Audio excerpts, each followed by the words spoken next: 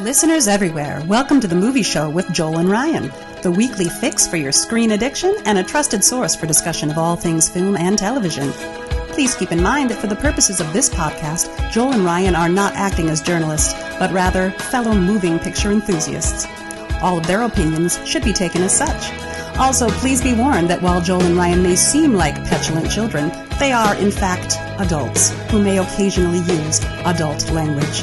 While they promise to bleep out all the worst words, it's a good bet you will still understand what they were saying. And now, with no further ado, here's Joel and Ryan.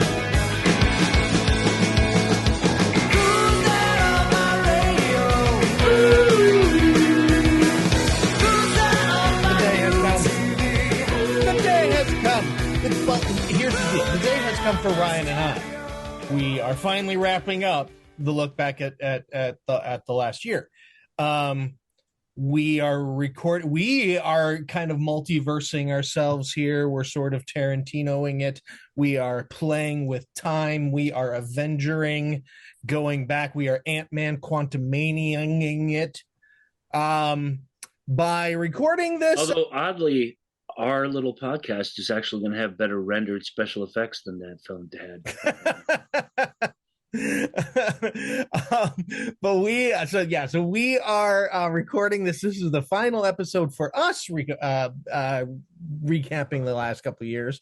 But we have a few more episodes coming the next couple weeks, which we have already recorded. But we wanted for you guys. Yeah, we wanted to make sure to get. We're just sneaking this one in here so that those of you who are relatively caught up on the show, or even if you're not, you could skip ahead and you can have, for the first time in 6 seasons of the Movie Show with Joel and Ryan, you can have a proper, if not awards season preview, then at least an Oscar Academy Awards preview, sort of. There are still some limitations to that, but we'll get to those as we go. Indeed. Are we gonna hooray for Hollywood or something? I wasn't gonna hooray for I mean, I could hooray for Hollywood. I could. It's not an alternate Oscars. But... No. But I do have this guy. I could go. Oh no, this is alternate. Yeah. But this one we want to right fade, doesn't it? Yep, it kind of does. But I am going to fade it out and then go, it's the final recap of 2022 and a few movies from 2021 and a few years from before that. There we go. All right. So let's get, but before we get to some of we're going to kind of bait the 2023 Oscars. We have a couple animation films. Now these films are also nominated for Oscars. So they fit for right, Oscars. Right, but we're going to start with these animated features. The first one, of course, being Guillermo. Oh boy. Oh, off to a flying start. You know what? I didn't even introduce us, but I'm just assuming at this point, 6 seasons in, if someone's tuning into our Academy Award show. I'm Ryan, in case you and then know. I'm Joel. Yeah, so I guess if you somehow needed that in your life to know specifically who we are, you got it. But let's start out with Guillermo del Toro's Pinocchio. Stop motion animation. Yeah, it is.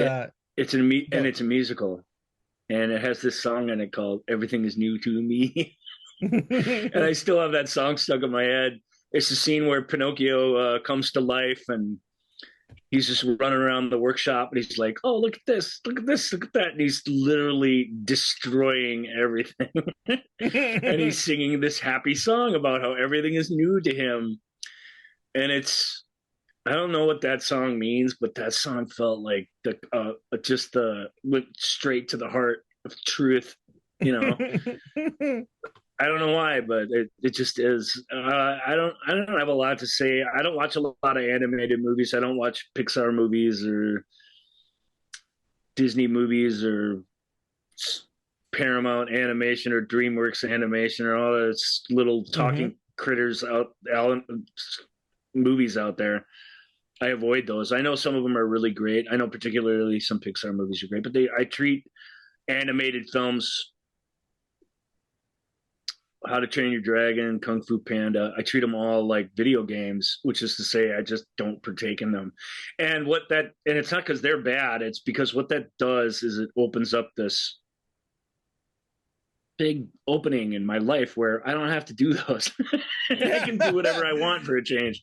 It's hard to explain, but I thought you were going to say, I don't do that because if I did, it opens up my heart and makes me actually have to feel. Well, because I have seen a few, you know what I mean? Every once in a while, some comes along that I can't resist. There was a couple this year. This is one of them. If Guillermo's going to do a stop motion Pinocchio, then and he had collaborators on it. He's not the sole director on it or anything, but you know, if he's going to give us something like this, like I gladly skip the Zemeckis Tom Hanks Pinocchio from early in the year, for example. Sure. I had no problem not watching that. But this I had to watch because Del Toro is just a special kind of artist. And he does present some things that aren't always the greatest, but in this case, it felt like a pretty safe bet. And it was. It's glorious, a beautiful sort of pre-World War II and post-World War II, like Mussolini era fascism is hanging over the whole thing. I've never seen that before. So that was very, very new and added a lot of darkness to it. But it's not that it's not what you would think. It's not some dark, twisted fairy tale. For that, you have Pan's Labyrinth and some other things. This was just the Pinocchio story, but it just had that added little bit of history in there that made it kind of interesting. Otherwise, it goes through the paces kind of exactly as you would expect. And, you know, again, the art direction and stuff, it's not quite Nightmare Before Christmas good, but it's really, really good. It's like in that category of wow, this is really, really well done. It's pretty beautiful. It's pretty stunning to look at. It carries you along, and it's not it has some heavy moments like Pinocchio does, some real scary stuff in it if you really think about what it is. Even the old Disney version, you know, when I was little, was like, they had moments where I was like, wow, this is terrible what's happening. So it is that kind of story still, but I don't think there's anything in it that would prevent families from watching it or whatever. So, I mean, that's cool. It's not some weird alternate adults Pinocchio or whatever, but it's certainly a film that anyone who at any point in their life has watched a really good animated musical, I think will get into. And I think that's pretty neat. Is it, Ewan McGregor plays Jiminy Cricket in it? Is that right? Am I remembering that right? That's pretty nifty casting. You know, he was pretty good, Lumiere and Beauty and the Beast and stuff. Like he's something about that, his little, because it's still him, but it's this extra, it's hard to explain. It's got this little extra level to the vocal performance that he gives that's really interesting. And Jiminy's sort of his involvement in this story is different and funnier. That it's a different take than we're used to, and I like that about it too. I dug this film a lot. It was really here's what I would say about it. It's like if you've watched Disney's Pinocchio, the original, and if you've watched it lately, then you know that it's it's got some dark, not a lot of good happens for everybody in it, and there's lots of strife. Life's hard. Sometimes it's easier just being a puppet. It's true. But then you get like the distance, I can see it being one of these things like, oh, well, everyone, but I remember Disney's Pinocchio. It was so fun, and he's a real boy, and he performs, blah, blah, blah. And then you maybe you may watch this and go, ew, what? Huh? But no, it is literally, I mean, it's the story is pretty, all of this stuff is part of the Pinocchio story. It isn't, without doubt. yeah. So, yeah, I dug it. It's really, yeah, it was really fun. It was everything I wanted it to be. Frankly, it was just really, really a good time. It's neat. The kid who voices Pinocchio is really outstanding, and the obviously this ensemble that they put together to voice these characters are amazing. But where it really works is the animation's its own thing, and it has its own personality, and Yep. the characters all really come vividly to life in a very unreal and surreal setting. And what else can you ask from an animated movie than that, really? All right, let's move on to a movie that I have been gushing over for months. And it is Marcel the Shell with Shoes On. Yeah, Marcel Yeah. the Shell.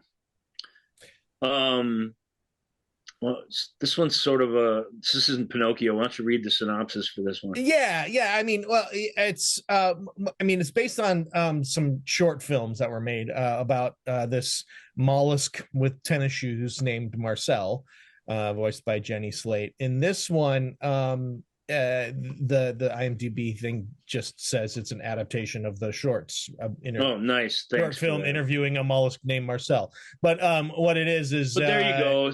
A guy moves into a Airbnb where this shell has been living and decides to make a movie about it. He's a documentary filmmaker, so it's a movie within a movie, kind of. Not exactly, but yeah. But that's fun because there's a lot of direct address, and it's a real neat conceit for a feature length animated movie because it gets you right into their lifestyle and how this shell sees the world, which is constantly delightful. Like, it's just never any of the little weird malapropisms. One of my favorite scenes in the thing, although there's just tons of them, that was the two shells that were left behind in this sort of accidental exodus of all the shells that used to be in this place together. And they're just doing an interview. It's voiced by Slate, and then the other one is Isabella Rossellini, who's just wonderful in it.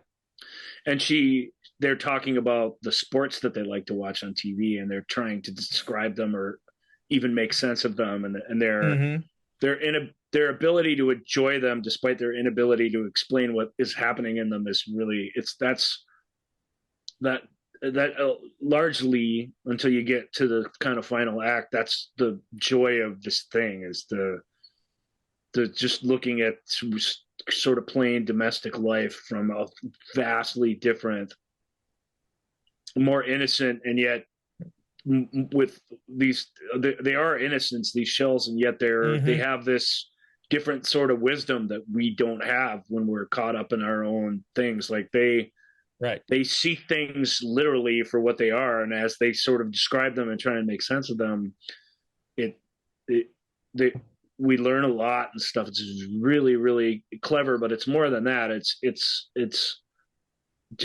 repeatedly touching and moving in a way that you can just tell from the start that it's going to be. I'd never seen the shorts, but the animation is relatively simple, but it's this combination of stop motion in the real world and drawn animation for like other little pieces of it, their mouths and stuff. So it's a combination of disciplines that are used really, really well. There was some question as to whether it'd even be nominated for an Oscar because there's so much live action footage in it. It takes place in the real world. Yeah. But to watch this and to not see an animated movie, this movie could only be what it is if it were an animated movie. And so to me, they made the right decision, thankfully, on that. It's just adorable, and it makes you feel good. And yet it also, it's not unlike Pinocchio. There's this sense of danger and a real sense of loss and loneliness. And that the thing works because it has those real emotions in them that aren't positive all the time. Yeah. And I really super dig it. So Joel, I'll let you talk about it because it was one of your favorite movies of the year, basically. I loved the shorts. I love Jenny Slate. I've been a Jenny Slate fan for since she was on Saturday Night Live. She's just wonderful. And so I've seen these shorts, but even, and the shorts are always, they're always very funny and very sweet. That's that's part of the whole bit with Marcel. But even knowing that, even being familiar with that, I was not prepared for how much I was going to be moved, how much I was moved by this, just laughing and tears, and the movie just stuck with me. It was one of those where it's like, I know all the beats to this film. I know all, this movie isn't breaking ground on storytelling or anything like that. It's a pretty by the numbers story. But it just moved me so much, and I could not stop thinking about it. To me, the thing that's amazing about it is that it's very much of the moment, in a way that Pinocchio more or less could have came out at any time. And partly that's because Pinocchio has been kicking around for forever, but it's more than that. That film, if you did, you know what I mean? You can tell it's sort of modern animation, but if a similar stop motion epic would have come out in 1974, you'd have been like, oh yeah, I could see that. It could have had the same songs, it could have the same everything. The way Marcel talks, the way she interacts with this millennial filmmaker guy, like the way their turns of phrases, the way they sort of, it's very, very much a voice, I think, of that generation specifically, but just sort of the times we live in, the way people interact with one another, like all that is a big, big part of it. So and I love that about it. It's so of this time. It's a voice of this time. You know what I mean? Yeah. I've been proven right. Why I said years and years ago that King's Speech, I think, won the Oscar this year. And I said, King's Speech is great. We all liked it, but I said, this, when we look back at this time, we're going to remember The Social Network. We're not going to remember King's Speech the same, right. Not in the same light, because that's the movie of right now. You know what I mean? That's the movie that is what we're going through. And when we look back here and we look at a present day movie, for now we're getting 10 plus years on, you look at it and you're just like, yes, this is it. This is it. This is the one. And it's been, I think it was always the case, but it's been rebranded now as very much the movie of that year. And this, of everything else I watched this year, and then we've got a whole big list of them coming up. Yeah. This was the kind of the movie of this time, because we all know the kind of harsh and tough world that we live in. And it's not that Marcel's, world view is limited. It's that, well, it is that. It's that the circumstances of the existence of that thing is limited in a way that he's able to focus in on what's important in a way that even the documentarian isn't.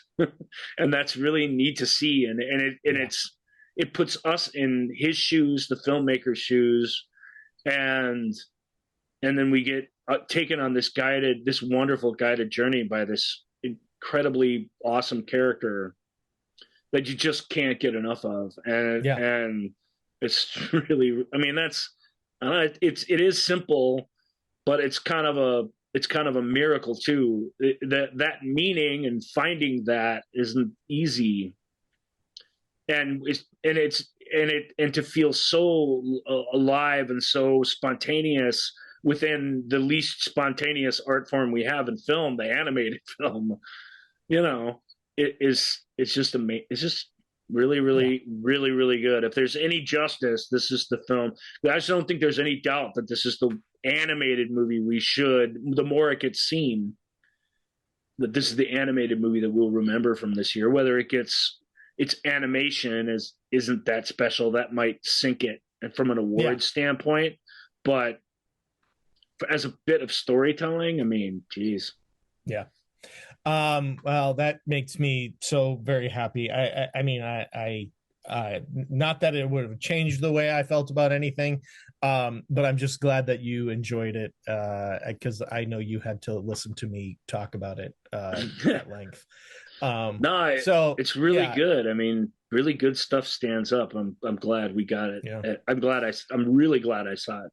So yeah. Okay, so first up, so now let's move on to some of these movies that we're going to be hearing a lot And we about. started this off with baiting the 2022 Oscars. This is baiting the 2023 Oscars. So most of the Oscar nominations, although we've talked about a couple of them already, or to you've yet to hear us.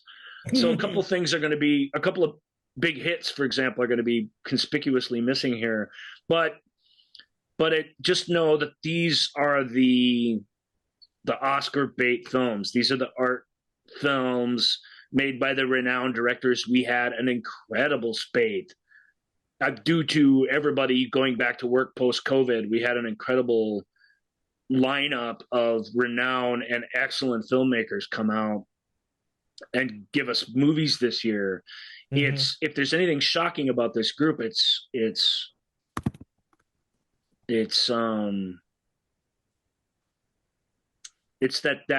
that amounted to a really weird group of films that, like, even when you look at what got nominated, it's only half of them really I could get behind even being nominated. So this year is a weird year. What people decided to celebrate and what they didn't, and the Oscars continuing to 10 movie sell out to big, giant, massive hits and ignore smaller films. And the small films that they're embracing are weird. And that leads us to the big Academy Award scandal for this year, right? Our first movie on our list is one of the smallest. It is not necessarily meant, I think, to be an Oscar bait film, but since it's a big part of the story of the Oscars, here it is, and it is. It is a movie called To Leslie. It is inspired. It is based on the incredible true story of a West Texas single mother who wins the lottery and squanders it just as fast, leaving behind a world of heartbreak. Years later, with her charm running out and nowhere to go, she fights to rebuild her life and find redemption. Wins a little over $100,000, which that's no bad shakes, but it isn't somebody who blew through like the $2 billion Powerball or anything. But still, there's this great, and it's reused about 2 or 3 times throughout the movie, this great scene where the local news is covering her winning. The film starts with that, and then it comes back to it and stuff. The actor, and everyone's acting like this lady just appeared out of stardust. She's been she's been in stuff and pretty awesome in things for decades and change here. So I don't know. I guess that's just weird to me, but the woman at the heart of it all is Andrea Riseborough, who's incredible. Can't remember if she's English or Irish, but she's English. She's from she's from Great Britain and really, really talented. And playing this sort of Texas washout, like sex addicted alcoholic failure of a person you want things to work out for her anyway. It's hard to explain because she's a truly obnoxious person when we meet her. She really is, but the movie's just about the little ways in which you can put things back together again. Mark Maron, who plays a guy who, against his better judgment, or because he's just suspending his judgment for a bit, says to her, sorry, your life's not a fairy tale, but you're still alive. And that sounds simple. Oh, here's this pop psychology of the movie, but that's as true as it gets. That's as tough love as it gets. It's hey, you're still here, and you just gotta choose to do what you have left better, or you're going to be miserable. You make everyone else in your life miserable, which is what you're doing. And they share another moment. The two of them together are just fantastic. And Maron is a pretty good actor, but he's like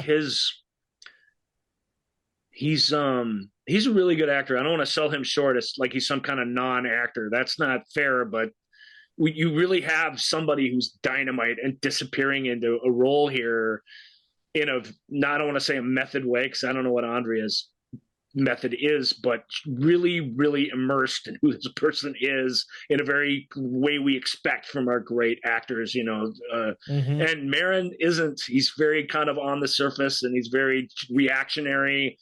And it's this wonderful combo, truly. It's like watching, it's not anywhere the same in terms of content, but it's like watching Janet Leigh and Brando and Streetcar together, where the whole approach to the thing is just completely different. And because of that, the characters live in the world in a completely different ways. And it's really, really a neat thing. And so hats off to Mark for that.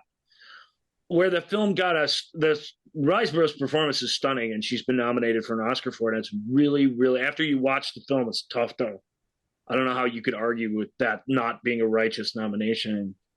And of course, nobody really is saying it isn't. What they're saying is that the lot of the campaigning rules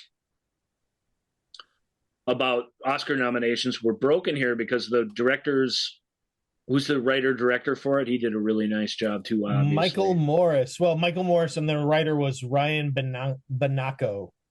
Gotcha. And Michael Morris is married to an actor called Mary McCormick. If you don't know who that is, you would know her if you saw her. Oh, yeah. Certainly if you heard her. She's a fantastic actor too. Really, really good. Sort of got her start in TV, so she's never been considered like the great cinema performer, but she's really good in plenty of movies too.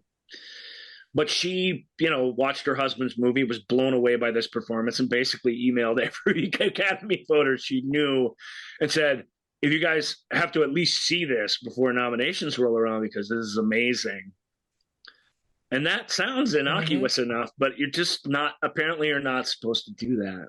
I can't believe that stuff like that isn't done year in and year out. I know it was certainly done back in the heyday of these sorts of when Oscar campaigning, when Oscars really became didn't become a, hey, you get your ballot and blah, blah, blah. In the internet age, when they really did become a contest outside of the contest itself. You look at this group of nominees and you look at how the actors have, and I'm sorry to say, or to name drop this person, but they're still very much Weinstein era award show. They're still all these weird dirty tricks and little things that are happening. It's perfectly okay for the distributor of this film, for instance, to promote it as being Oscar worthy. You just can't do it if you're a member of the Academy for some reason. That seems backwards and weird, but the whole thing seems weird, and that's sort of the point. And then there's this extra, and I don't want to get too much into this, but there's an extra racial component to it too, that people really believed that either Viola Davis from Warrior Woman or Warrior King, Woman King, thanks. Yeah. Warrior Woman King. I apologize. That should be easy enough to remember that movie's name. We talked about that one last week. You can actually go listen to our take on it. Viola Davis, really, really good. And I mean, I can see where they're coming from. Really, really powerful performance, both just in the character herself and the physicality of the role. It's something to behold. And then the woman who played Lucas Till's mother, what's her name? Do you have that one handy? Give me a second. I have not pulled up Till yet. Basically, African American women had a really good showing in Oscar-esque sort of performances in movies that were pretty good. What's her name? Danielle Deadweiler. And she's amazing until like really, really good. And in a more conventional performance, that's less likely to take Oscar voters by storm, because I think in that sort of based on a true story, you know, historical, we've seen that a lot of times, but she's still really, really good. And I get it. But we've always said, you know, people come on and they're like, so-and-so should have been nominated for an Oscar. You know what I mean? I was stunned to find out yesterday that Claire Foy's never been nominated for an Oscar. That blows my mind. Nevertheless, if you want and this is the game, and we try and play it fair on our show. If you want to say so and so needs to be nominated for such and such, you got to pull up the nominations and eliminate somebody. That is the only way that your opinion, as far as that goes, has any validity at all. You have to say, no, so and so was better than such and such in this, and they just should have at least been nominated. Maybe they should have won. That's harsh. We do that with alternate Oscars all the time. We take people's awards away from them and give them to other people that we deem more worthy. Indeed. That's a kind of mean thing when you think about it, but that's the only way to do it. Everybody can't be nominated. Everybody can't win. That's not how it works. So eventually there are some sanctions coming down to some certain individuals, blah, blah, blah. But Riseborough was able to keep her nomination, which had it been taken from her. I mean, that would have been a big deal. That's all anyone would have talked about. And I think the Oscar committee or whatever rightly recognized that we don't want this to be just all about that. What's the way we can satisfy this and make this go away? Yeah. But the reality is that a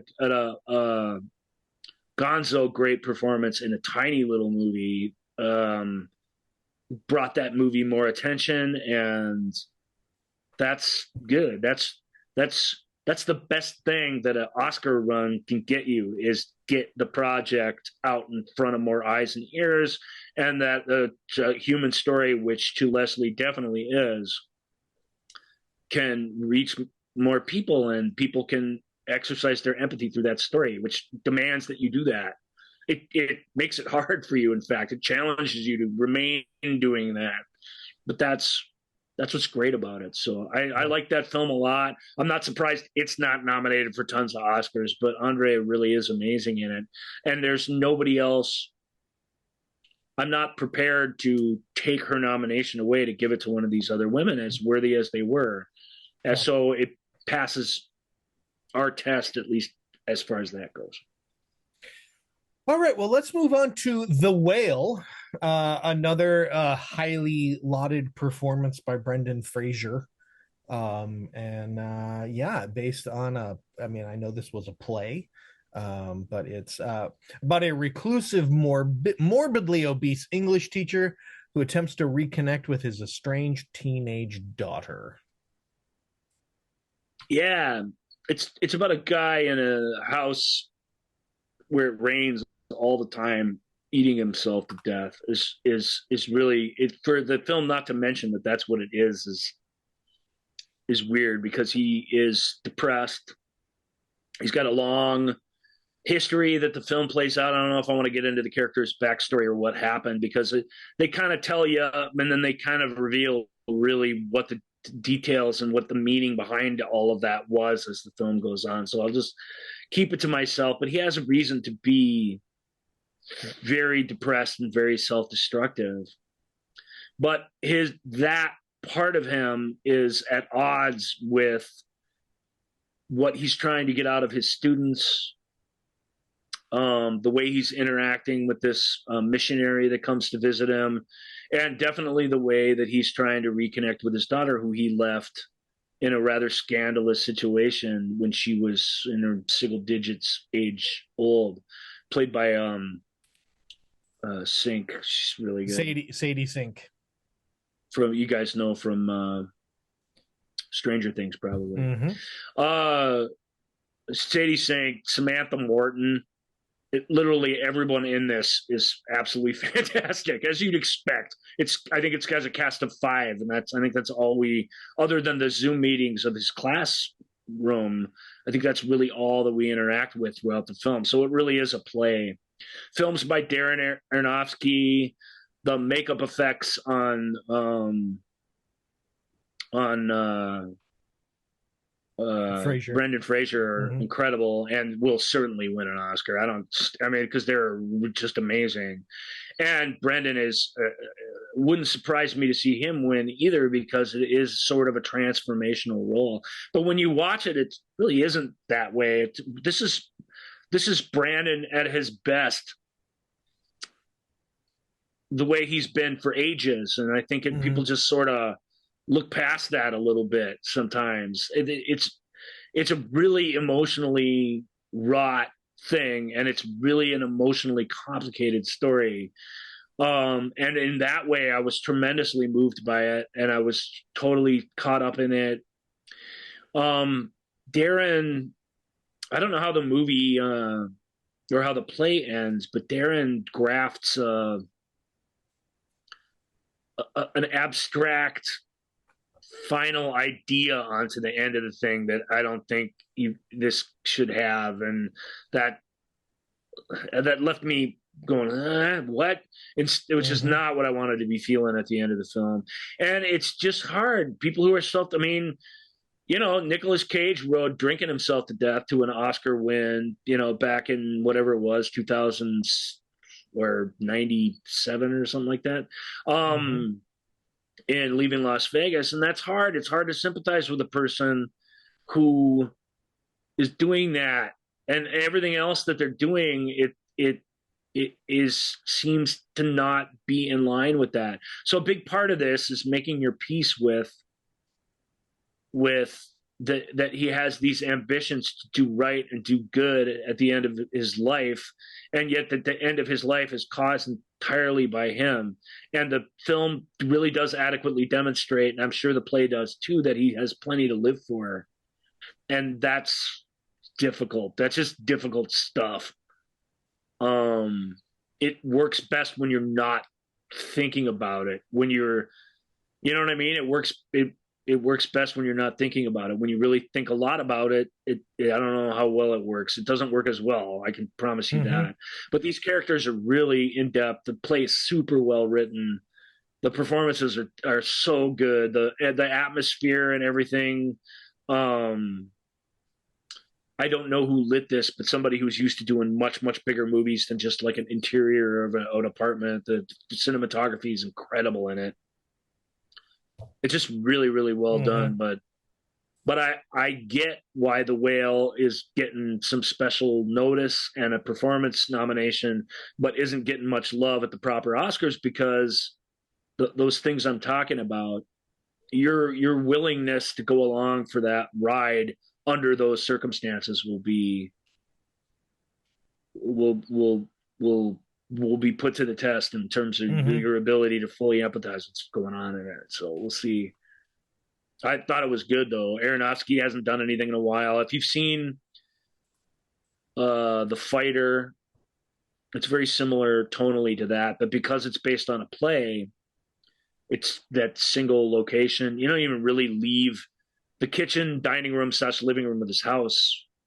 Truly, that's it. It's the only place this thing takes place. And given that, it's never dull for a moment. It's really amazing. It's shot in the 1:37 aspect ratio for reasons we'll never understand, but there you have it. Oh, there it is. There's our ratio. It's shot that way for a reason. I mean, but it's interesting. Marcel, the shell with shoes on, which was shot in 1:55.1, which again is, I've never even heard of that. I don't think I've ever even seen another movie made that way. Weird. So I don't know if that's like an online thing, or if I'm not sure what that's meant to be standing for. It should have some meaning, otherwise why are you doing it? But I'm not sure what it is. It's interesting though. Well, let's move on to Bones and All. Timothy Chalamet. Timothy Chalamet, Taylor Russell, Mark Rylance. Hilarity and horror. No romance. Marin, a young woman, learns how to survive on the margins of society. That really was. That's what nice. It says. They're cannibals, everybody. Spoiler alert. It kind of ruins the opening act for you, but to not. This is a case where to not know that when you're going in to watch it is really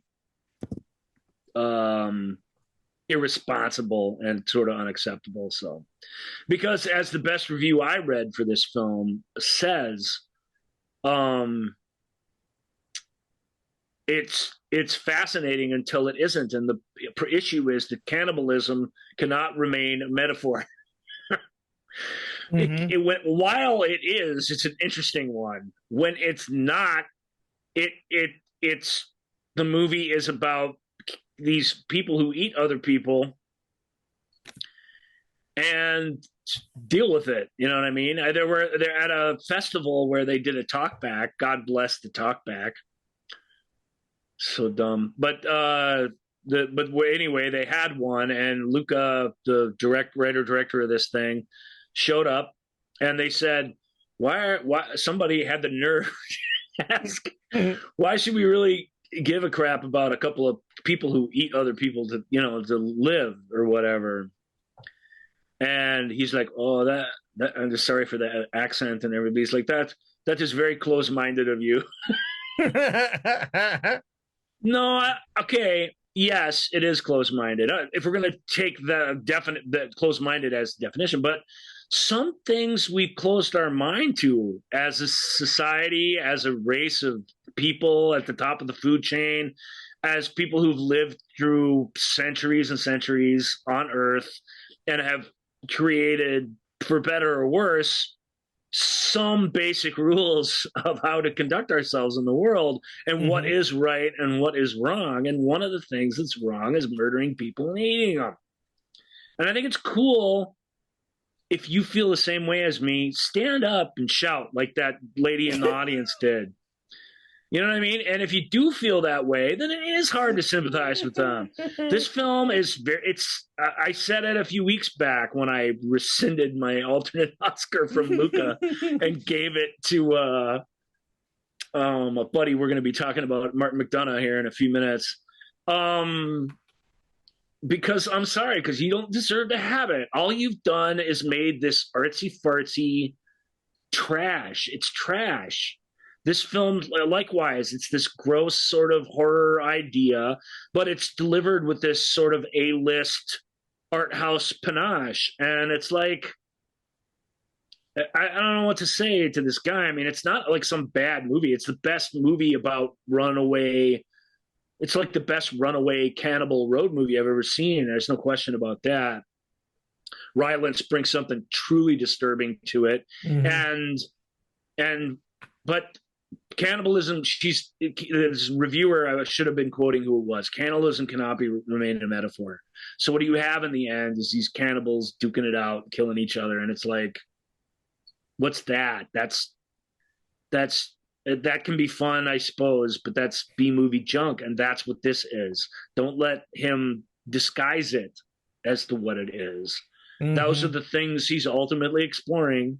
And cannibalism doesn't remain a metaphor. And once it's not a metaphor, there's nothing else here. There's nothing else here except what is happening on screen. And as far as that goes, this movie's not very good. Even if it's really well crafted and well made and well acted and everything else you want from a film like this, if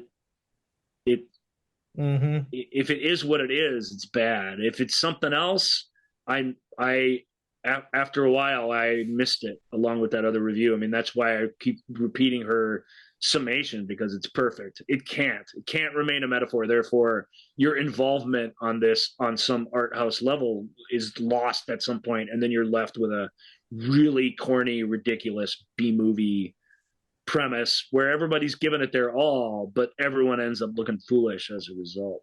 And that's I don't know if that's shameful. I mean, they're trying something different. That's not the worst thing in the world, but it's my take on Bones and All. Well, let's move on to Bardo, False Chronicle of a Handful of Truths. Ryan feels about this one maybe the way I feel about Fall. I don't know. It's not like that at all. No, I wasn't facing my deepest fears or anything. I was just like, what? This film's way too good for me. We talked about it. We previewed a little bit on an episode to be aired later. Crazy. Yeah. Listen for that preview. But the gist of it is that it's Inarritu, who's made some really amazing movies. This is no less amazing. It's a stunner to look at. There's this scene that takes place in disco, like a dance hall. Amazing. It's as well shot and choreographed thing as you're likely to ever see. So for that reason, you kind of line up to see this. But it really is this guy going from person to person and having these sort of conversations, and does he grow from them? He seems to desire to, but does he? I don't really know. What's his deal? I'm not really sure. And they're for as cool as that dance hall sequence is, the movie starts out with an equally elaborate one in a TV studio after an interview that's bad. That's like masturbatorily, unnecessarily complicated for what they're actually doing from a story standpoint. So a very, very tiny little story in this giant 2-hour and 40-minute opus looking thing. And he's made that kind of movie before, but always with and I think because he had a different screenwriter back then, always with an edge toward, frankly, pounding out the meaning of what the thing is. And that's what Babel is, and that's what Perros, it's early films anyway. And and then since he's done Birdman, which was amazing. But again, what's Birdman really about? There's growth and there's characters and there's stuff, but Birdman's such a specific setup and premise, and its goal really seems to be outside of the story, which is to tell this story in one seemingly continuous shot. And that, despite some great performance and things, that becomes what it is more than the rest of the stuff. Right. And then The Revenant, so you know where this dude's at. The Revenant, on the other hand, is glorious, like pure visual storytelling. Almost nobody talking to one another. Now suddenly the visuals are everything, and because they are, you're totally swept away in it, even though it's an unpleasant story, to be sure. Yeah. This is like some sort of hybrid of both. It's very scripty.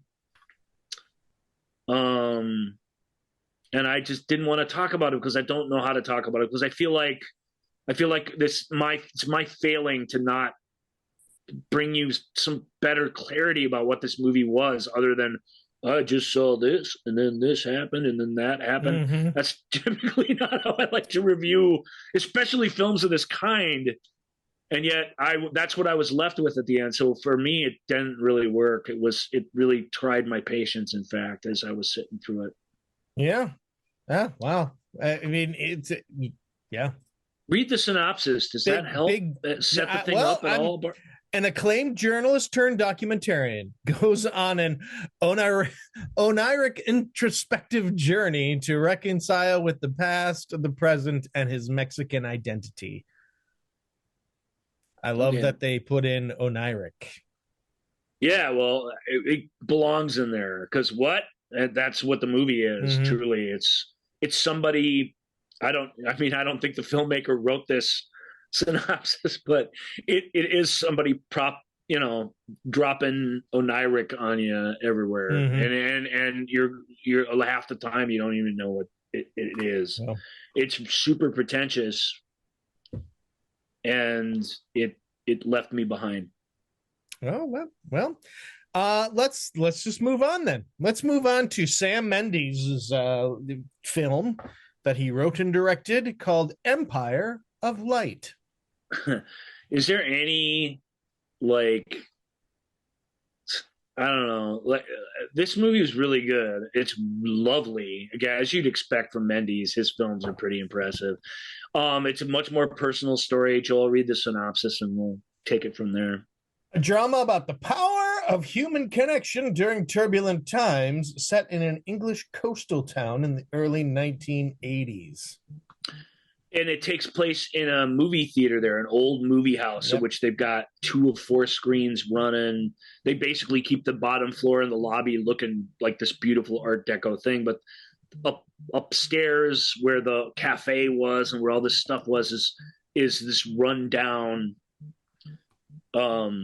just scab of a thing that's there, that is also sort of beautiful in its own way. Very rich and metaphorical value that I could actually follow. Thank you for that, Sam. But there are two things at the heart of it that I don't think really work. It's about these people, but it has a very British drama. It actually has a very British comedy sense of plotting for a film that's as heavy-handed as it is. Olivia Colman plays the woman who kind of manages the place. Colin Firth plays the guy who owns it, or at least is in charge of it to some holding company or something. It's not ever really made super clear. Mm-hmm. One of the big events which tells you when it takes place, 1981, is the how movie studio hosts one of the premieres of Chariots of Fire, which was a big deal for the English movie fans at the time. And Olivia, because she's going through lots of problems, has this sort of breakdown at that, and it could have been worse. And in that way, the film plays fair with us, because a dumber movie would have had her, bring the house down with what her issue was.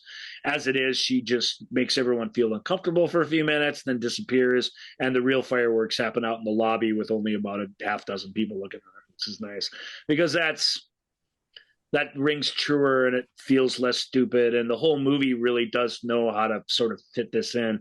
But her relationships with different people, and particularly this kid who comes along to usher at the theater, and the fact that it's taking place in a time in England where the skinhead marches were taking place routinely, where Margaret Thatcher had just been elected on something of a anti-immigrant, is sort of non-English, yep. She's a lot like Reagan in that way. She's very stiff upper lip, British, proper in her language about it, but she was swept in, and a lot of the working class champions of that country, and especially the artists, saw her as a fascist, and still do. And that sense of fascism is right outside our door, is literal, and it brings a real sense of danger to the thing. But it's I can't stress enough how beautifully made this film is. This is really amazing to look at. Empire of Light. It's appropriately named by that, because it delivers that. You know what I mean? But it's weird. It's a weird story. It won't be for everybody. It's not a feel-good story. It's not an out-and-out tragedy. It's this weird thing from the mind of a filmmaker who is best, frankly, when he's telling this kind of story, because he can, when Mendes is given something like, dare I say its name even in this context? I think I won't. When he's given something really super pedantic, he makes it that. He just leans into that. And so when we're given something that's trickier and that's a slice of life, it doesn't feel maybe very satisfying, but it doesn't embrace cliches and stuff. I thought it was a brave film for that. There is very much a repetitious sense, though, to watching Olivia play this kind of character yet again in this kind of movie. Like, you really do feel like, well, this is about the seventh time, and now we're at the point where we're going to start comparing them all to each other. You know what I mean? And that lessens its power somewhat, which is crazy to say, because there's no better actor they could have got to do this role in this film. So I don't argue with that, but it just kind of makes you go, I really have seen this before now, many times. Not that I'm saying she should go back to TV or anything. She's on top of the world, but I would love to see her play a person that we here on the ground could relate to a little bit at some point, because she's actually really, really good at doing that. But that would require more of a plot heavy, more conventional story, and that's just not what this is. And we don't want to review things for what they aren't around here. That's That's a cardinal no-no of the movie show with Joel and Ryan. You don't sit here and say, well, I wish I went to Empire Light and this is what it was, but I wish it was all this stuff. It sucks. That's basically internet criticdom. Yeah. I'm just saying I'm not saying that I'm saying it's on my wish list for Olivia to play a normal person again at some point. Yeah. Because I think she'd be great at it. There were 14 years, 17 years there where Daniel Day-Lewis never played a normal person. And you go back and watch him when he is doing that, and he only did it a few times, but watch him and it's like, whoa, like we could have used a little more of this sprinkled in than these massive, huge, eccentric personalities. Because when he does, he's sort of equally brilliant at it, if slightly less celebrated.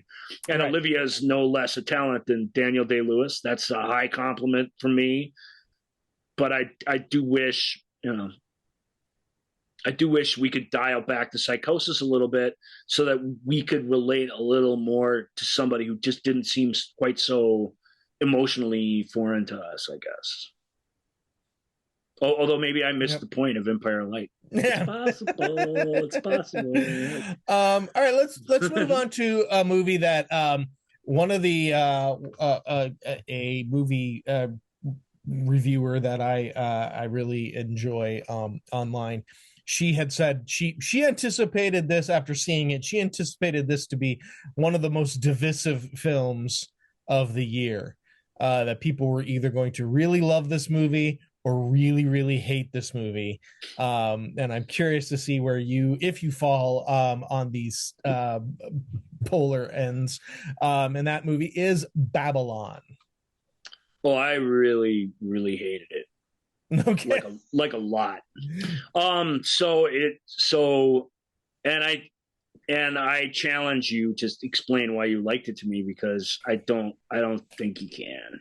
Yeah. This is such an empty, overlong, vacuous story about terrible people who do terrible things. And as they careen towards self-destruction, the film wants you not only to feel bad for them, but to also to look back on this era with these sort of rose-tinted glasses. It's about pre-code Hollywood. The film's got animal cruelty in it. It's got people being fucked to death in it. It's got just one heinous, awful thing that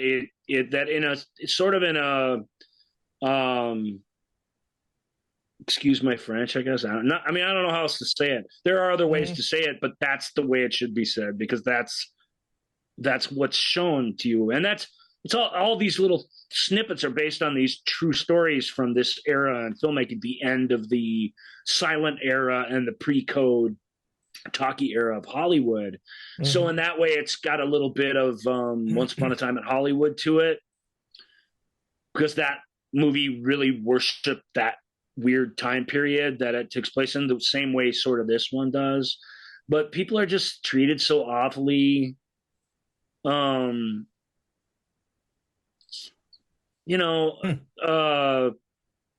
What's the term? It's important that I get it right. I can't remember what the term is. But it's our lives. It's basically the value of human life is treated with absolute disrespect in this film. Unless you're talking about the big stars or whatever, then it isn't. And that hypocrisy is really, really tough to swallow. It ends, of this huge spoiler alert for Babylon. Although I don't know, this isn't like it ends where they're found guilty. It's not that kind of spoiler, but it ends with this guy who's sort of ostensibly the person that this whole story rotates around, coming back to Hollywood after going back to his native Mexico and finding a family. It ends with a time jump. And watching Singing in the Rain and weeping because he lived through Singing in the Rain. But he didn't live through Singing in the Rain. He lived through Rome while it was burning and everyone was just playing, Turkey in the Straw and the fiddle, and nobody gave a crap. And the film laments the loss of the the characters and the personalities that came from this area when they show the post-code Hollywood trots out all these nice, clean-cut, perfect people to basically take the place of old Hollywood. And it seems to suggest that the result, Singing in the Rain, is both a terrible thing and the perfect thing to sum up. Plus, don't show huge clips of some all-time great movie during your piece of crap movie. That's a huge mistake. Don't, you know what I mean? Right. Don't try and, you know, or to say, what are you saying? Oh, this is how it really happened. Well, is it? I find that hard to believe that even in that era, everybody was this deprived. You chose to tell the story of people who were completely deprived and worthless. And I'll say that again, worthless. There's nothing that justifies the things that happen to people in this based around this long-ass speech that Jean Smart has after she's effectively taken down Brad Pitt's star and made him a has-been in print. She says, you know, people still look up there on the screen and see you, and that they'll be doing that for ages, which people, I can promise you, during this time did not think that these movies would be watched for ages. I mean, that's why they disposed of them and birthed them and got rid of them and all kinds of stuff, because they had no concept that any of this would endure. Well, she somehow does. After she's been totally evil, she tries to impart this wisdom on the character, and she says, and so that's not about you, that's bigger than you. Mm-hmm. All right. I mean, it was shocking because I didn't like the look of it. I really didn't like the look of it, but I didn't believe that it could be such a bloated, empty vessel that it is, coming from Damien Chazelle, who I didn't love La La Land, but I was pretty impressed with it. We flat out thought Whiplash is still the best movie I've seen in 20 years. And First Man was our alternate Oscar winner for the year it came out. And rightly so, because it is spectacularly human. Mm-hmm. It takes an impenetrable character from our history who doesn't like talking to people and didn't write an autobiography, and it shows him and his family and everybody that came in contact with him in the most human quality possible. And in that way, even though it can be desperately sad at times, it's a celebration of humanity. This film is humanity rolled in shit and set on fire, and it is absolutely beyond the pale how much I just hated everyone involved in it and every second I spent with it. That said, I cared enough about it to hate it. Yeah, well, because there's something other to that. things on this list where that's not the case, where I just don't. You lose. You lost me at the gate. I sat through the end credits of this one. I got all the way through it. It earned my hate. I think my reaction is perfectly righteous. Divisive. I mean, it should be divisive. It's meant to be divisive. Mm-hmm. It's designed by its very design. So. But I hated it. I don't know why. I don't know what you're trying to say or what you're trying to show. I don't feel the filmmaker's voice in this at all, and perhaps it's because I'm ignoring it because I just find it what it potentially is so objectionable. That's possible. Hey, I'm like, bring on the Hays Code, man. Bring on the because even the idea that was Christianity changing Hollywood for the worse. I don't think Hollywood changed for the worse when that rolled in, and I don't think it got any less evil or exploitative than it was shown to be in this film. So I just think that even that simple lesson, it's just cried BS on. So I don't know what you have at the end of this film. Really hated it. I hated it. Well, there is something to be said about caring for something. You caring enough to hate about. Really hate it. You gotta love it a little. No, you know what I mean. It got a reaction out of me. I mean, that's not the worst thing I can say about a movie. Right. But I absolutely hated it. No question. Hated it. All right, let's move on to Triangle of Sadness. There. What's the premise of that one? Triangle of Sadness is a fashion model celebrity couple join an eventful cruise for the super rich. Triangle of Sadness, I didn't hate. Triangle of Sadness, I dismiss. Disrespect. I dismiss you. I don't accept that you are anything worth discussing. You're just garbage. That's a garbage movie. That is stunning that the Academy saw fit to nominate that for Best Picture in any year. Just a stupid, loud, obnoxious piece of crap whose value is absent from it. Mm-hmm. What's the show about the resort that everybody's watching on HBO right now? Oh my gosh. What the White Lotus. Well, yeah. If you really want to watch this kind of thing, that, as sort of distasteful and gross as it is, has some storytelling value, there's some meaning behind what they're getting at in that. And the way they're looking at this is just, it's just a cartoon clown show that has no meaning because it can't be taken remotely seriously. And so then what is it then? It's not Babylon, which you can kind of be amazed by at least what you're seeing being put up on screen, both what they have the audaciousness to do and how technically incredibly made that film is. This film doesn't have that. What does it have? It isn't worth discussing. It's trash. I don't want to say I hate it because I just there's utter waste of time. Utter waste of time. And again, some of these films we're talking about. I mean, how something like Empire of Light not nominated when this thing is?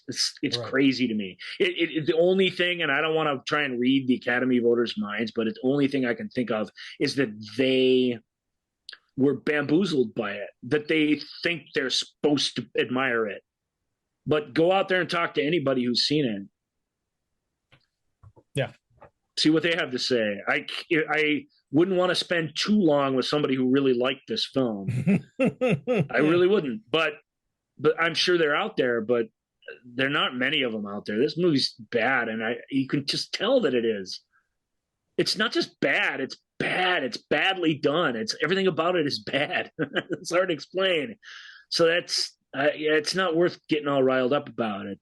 It just great. And if it wins any Oscars, I'll be just shocked and out of my system. I can't believe a film as bad as this got nominated. I can believe a film as bad as Elvis got nominated. I get it. I didn't like that one either, but I get it. That's coming up, I guess, in a future show. I get that. That's a terrible that's a terrible movie that also got nominated, and Joel really doesn't like that worse than mine. Stay tuned. You'll hear the whole rundown on Elvis, but it's not, it isn't this. This is just, it's just not even worth it. It's not worth it. Let's move on to the hilarity that clearly is All Quiet on the Western Front. Oh, wow. Yeah. Young German soldiers. For best international feature and amazingly and rightfully nominated for Best Picture. Go ahead and read the synopsis. Young German soldiers, terrifying experiences and distress on the Western Front during World War I. The movie it reminds me of is Das Boot. I remember the first time I saw that. That one doesn't have the same effect on me now, I guess. But the first time I saw it in the late 80s or whatever, I brought home the VHS and just white knuckled through the whole thing and kind of just was amazed by what I was seeing. This is the best World War I film I've ever seen, hands down. And it's because it's first of all, it's being from the German point of view makes it very, very interesting.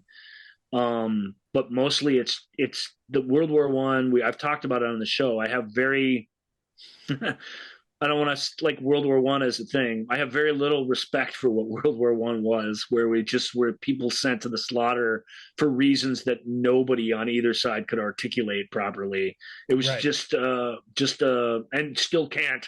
Like historians are still trying piece together what was at stake in principle in the thing, and you can't, because there wasn't anything. We've signed all these mutually destructive treaties, which we have plenty of them in the world today, where if somebody attacks you, they attack us. That in a way seems like a nice thing. It seemed like it would prevent war post World War I, because the only lesson that you can take from World War I is that's a bad going to war over nothing and then everybody falling in because they signed on the dotted line is the worst possible thing you can do. Yeah. And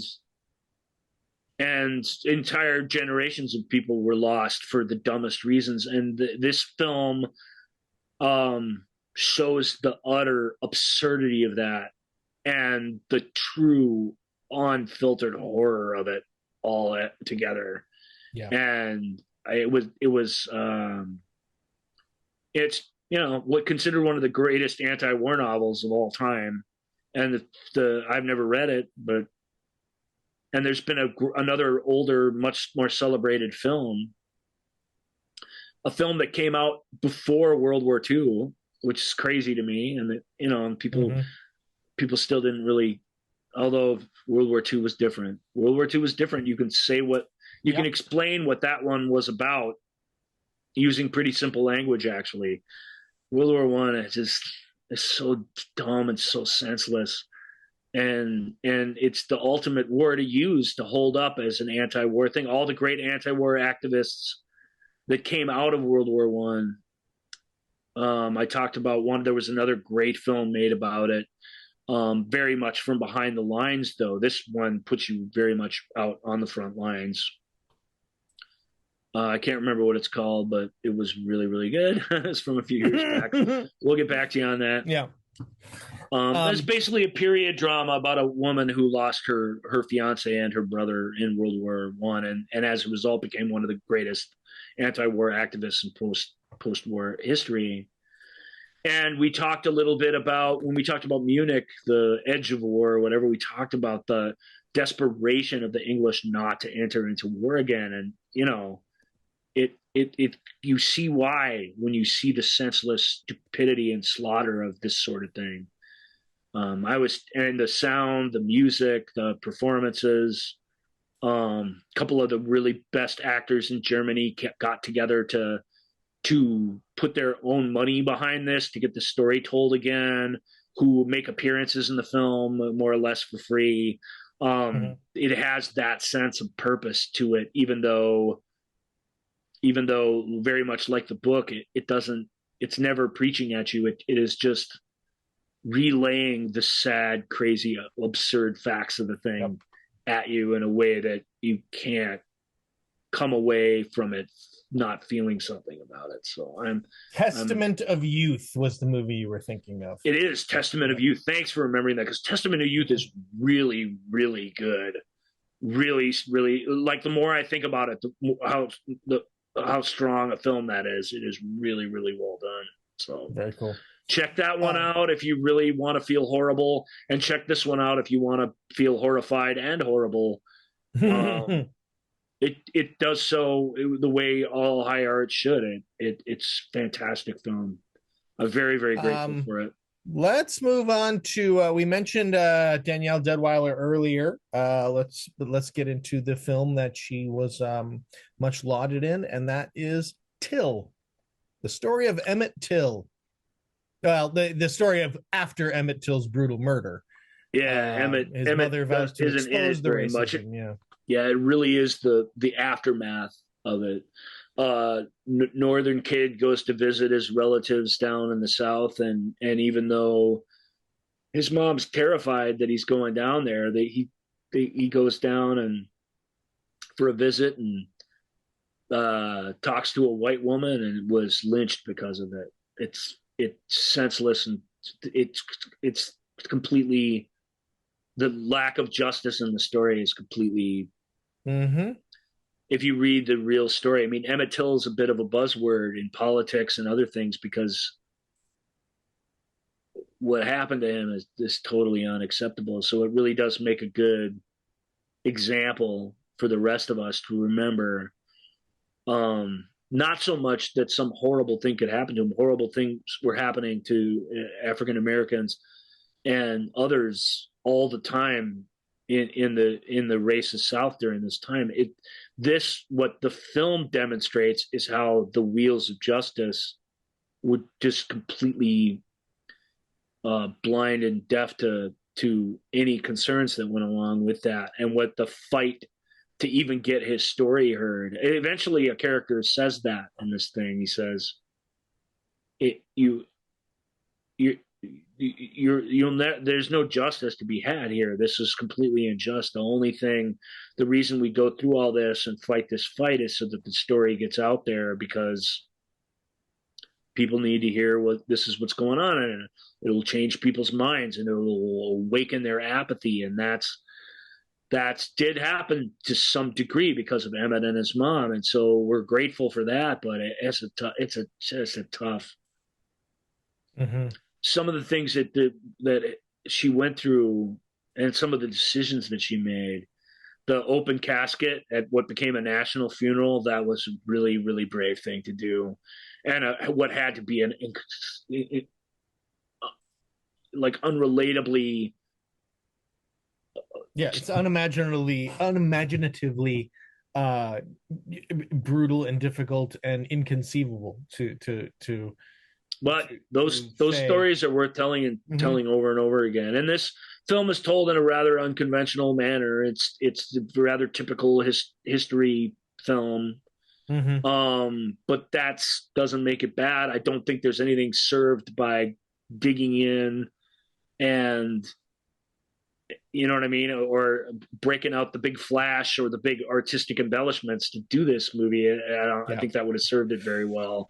So, but it was really, really good. Till's really, really strong. That's a story that needs to keep being told again and again and again. And when they do bother to tell it, we do sort of. I think as an American, you're sort of obligated to step up and face down those things that are terrible about America. I think that's the only way. That's the only way for it to live up to anything resembling its promise, is to confront what was really, really awful about it. And this is one of those chapters. It's a sad, tragic, and brutal chapter. And, you know, Emmett Till's mom went through it, or their family went through it. These artists went through a part of it themselves to recreate it for us. So we do owe it to it to show up for that. So it was a very, really strong film. All right. Well, let's move on to something that was much. It certainly the subject matter isn't nearly as heavy as Till and All Quiet on the Western Front.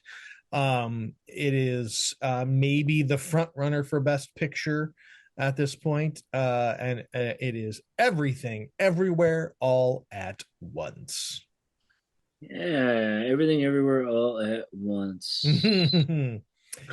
This was going to be part of our science fiction show, but Joel rightfully felt that one was running long and kicked it down the road to here, and now here it is. I think this is a difficult movie to talk about. I think a lot of people probably won't find it that difficult to talk about it. It's this crazy, weird, really absurdist, time travel-esque adventure. Mm-hmm. It's a high concept movie with which we evaluate ourselves and the human heart through what do we say, through a multiverse approach of storytelling. And unlike the Marvel multiverse, which has been name dropped and shown and utilized to push some buttons in us, nothing that they have done comes anywhere close to the ambition of actually demonstrating what it is as this film does. And that way, it's definitely to be lauded. It's uproariously funny at times. It's crazy, kind of scary and intense at times. At least I found it so. And the kind of most amazing thing about it is it has a message of its idea about how the cycle of this interdimensional war is solved is unique in all of film. Mm-hmm. And in that way, it really takes I really don't feel like the movie that came before that, Revelation, earned that sort of attitude towards life necessarily. So I've struggled with that. I also struggle with some really ham-fisted sentimentality that final 20 minutes of this film is just packed to the rafters with. A little bit of that goes a long way, and it just has a ton of it. But it's totally something different. Here it is. It's totally something different. Here's these young filmmakers working at an entirely different level. Their ambition and their storytelling is through the roof. The ways they find to deliver on that visually and using the tools of cinema are work for the most part, even when they should seem impossible. The performances, I don't want to say they're grounded in reality so much, but they're grounded in a recognizable humanity that makes the thing work in a way that we can really, really enjoy it. And I can't stress this enough. It's something really different. Yeah. A lot like Marcel, the Shell. It's a movie of today, not in this case, not as such a good way. I think the things of today, the schmaltiness, all the feel good huggy crap that takes forever to get to, and that when you get to it feels utterly conventional and dull by comparison.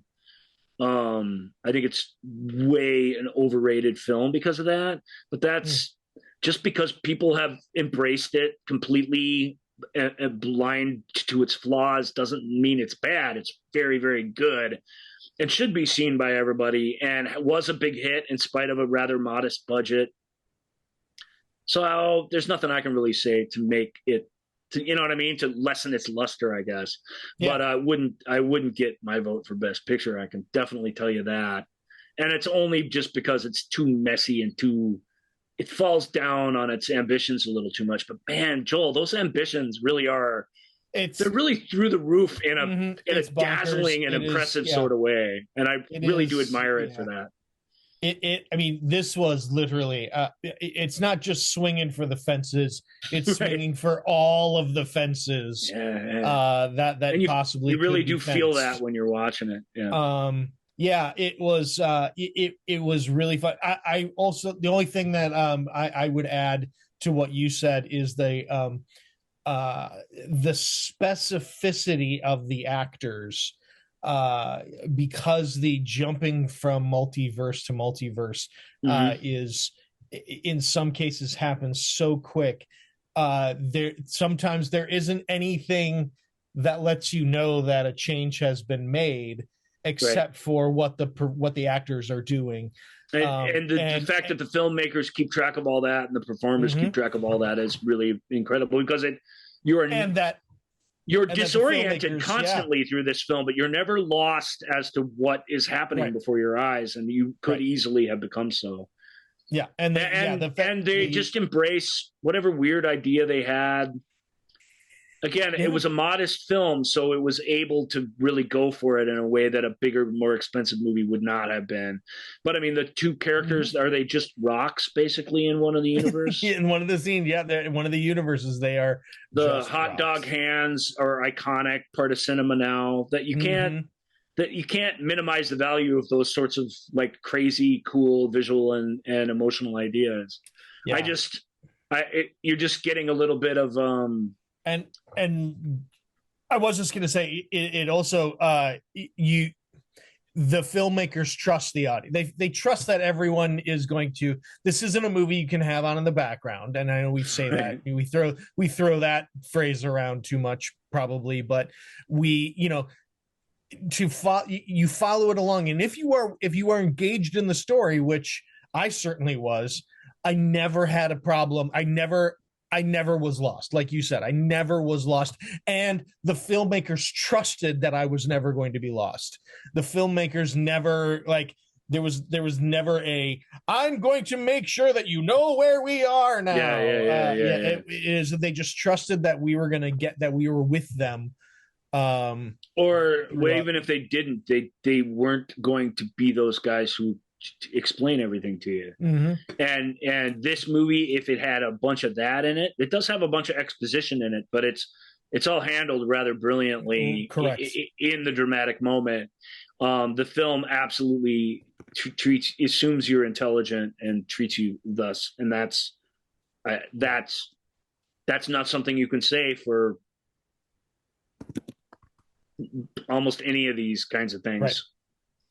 They don't, and they don't because they cost so much at a certain point that they're terrified of alienating anybody. This film is bravely willing to alienate anybody and stuff. And that's that. You know what I mean? It's not that they don't care what you think. I'm sure they're delighted that their film connected with people. It's that they're telling the story that they want to tell, and that's the only way to do it. I mean, if you really want to achieve something resembling greatness, even on this sort of cheesy level, that's the only way to do it. And this is a textbook case in how great that works when it works, I think. Let's move on to but what's the term when something's so huge a hit that there's some blowback against it? There's a term for that. I just thought it was it was just blowback. No, this is people are, it's not resenting it, or I can't remember what it is, but it is. There's a term very much in the pop culture that is, now you're turned on it. I've turned on it a little bit because it's been celebrated to the point of almost ridiculousness. It's not the best movie ever, and it's not even the best movie this year. It's just really, really super good for a piece of speculative fiction to be as smart and different as this one is. And there's a term for that, folks, and you're thinking of it right now. And you're thinking of it, and you're all yelling it at your at your device. Where I do have a little bit of that, where really is just that. It's not I don't like the movie. It's that little bit of, okay, we've gone too far with this. Now somebody's got to say something bad about it because it ain't perfect. And that's basically where I'm at. Backlash. That's the word. Yeah. That's the word. Thank you, Joel. A little bit of it. I'm just identifying it as backlash because that is literally what it is in this case. It's not like, it's not like all right, let's take this movie down. I've reached the point of backlash with the way that it's been celebrated so universally. I just have reached that point. It can happen. All right, let's move on to She Said, the story of New York Times reporters Megan Twohey and Jodi Kantor as they break one of the most important stories in a generation, a story that helped ignite a movement and shatter decades of silence around the subject of sexual assault in Hollywood. I read more than one positive review of this film defending its being boring. I don't know how. That's a positive review. I don't know how you could have watched this and thought it was boring. This is one of the best. It's not. What's the best journalism movie we've had in a while? It's probably Spotlight. Spotlight is special. That is a really, really good and compelling film. This is trickier. This is trickier because these guys fell into this story to some degree. They didn't. It's true of all sort of journalistic exposés, but this film falls apart if it doesn't take the journalistic part of it very, very seriously. And if that's not the story, and that is the story here, and its dedication to that, the reality of that, the sort of harsh, ugly reality of it, is what's so stunningly good about it. I loved She Said. I can't believe that something like Elvis gets nominated for Best Picture, or even something like Top Gun, which you'll hear us rave about here in coming episodes. We love that just like everyone else did. What those things, those are there to entertain and dazzle you, and that's it. And that's it. And this is so something more, and it's every bit as good and well executed. And it's just, you could say that about a lot of the films on this list. It's just like, you guys have lost your way in terms of really trying so hard to please people by making sure that the Avatars and the Top Guns of this world are nominated for Best Picture. And yet you're still stodgy and stupid enough that you give the awards out to the Hurt Lockers of the world anyway, a film seen by almost nobody at the time. Yeah. And that was also super overrated. So I don't know. I guess you can't win. In a way, with awards, you can't win. Here's where it might. But I can tell you this: 5 films I would take off the nomination list sticks She Said on it. That's how good it is. It's at least top 6 in a 10 movie run. It's just super strong, although I admit a bit antiseptic storytelling. It really is point and shoot, and it's shot like almost like a documentary. The camera feels like there's a person almost standing there when these people are being interviewed, or when they're going through these meetings, or when they're on these phone calls. One of Joel's favorite movies of all time is All the President's Men. This takes its cue from at least the early goings of that, where they really are just doing the legwork of running down the details that you're getting. And the performances have so much integrity to them, and the writing is so good, and the story and the people who were hurt by it, perhaps because this movie's coming out while the headlines are showing evidence of justice, maybe it feels unnecessary somehow. It's possible. There's a lot written about this in the real world. But beyond that, it's hard to know what you wouldn't like from She Said. It's so good. Well, one place where it may win is tune in January of 2024 for the Movie Show with Joel and Ryan's alternate Oscars episode. I'm sure this will get some mention and get a little. Maybe it's really, really that good, and something like Triangle of Sadness is such a big, giant turd, and it's just like, it makes. I mean, award shows we think they're fun, but they're becoming less fun. It takes things like the slap and stuff to make us give a crap the next day, because I don't know. That's not like She Said was going to win a bunch of Oscars, but it's really good. All right, let's tell me a little bit about White Noise, Noah Baumbach's film. Here, I'll read the description here. It dramatizes a contemporary American family's attempts to deal with the mundane conflicts of everyday life while grappling with the universal mysteries of love, death, and the possibility of happiness in an uncertain world. Over my Zoom here, you're breaking up a little bit, so you might want to close some tabs if you have that option open to you. I've closed all the tabs that I can close. Yeah, it may just be that that's my experience on my end. You never know. Right. And I followed what you said. White Noise, man. Noah Baumbach, first of all, really, really talented guy. His Marriage Story was really, really one of the best films of its year. I adored that movie because I just adored it. Again, basically because of the humanity that it was sharing with us. He's got sort of a wicked sense of humor, but I've never seen it quite like this. White Noise is an adaptation of a book that's a really biting piece of satire.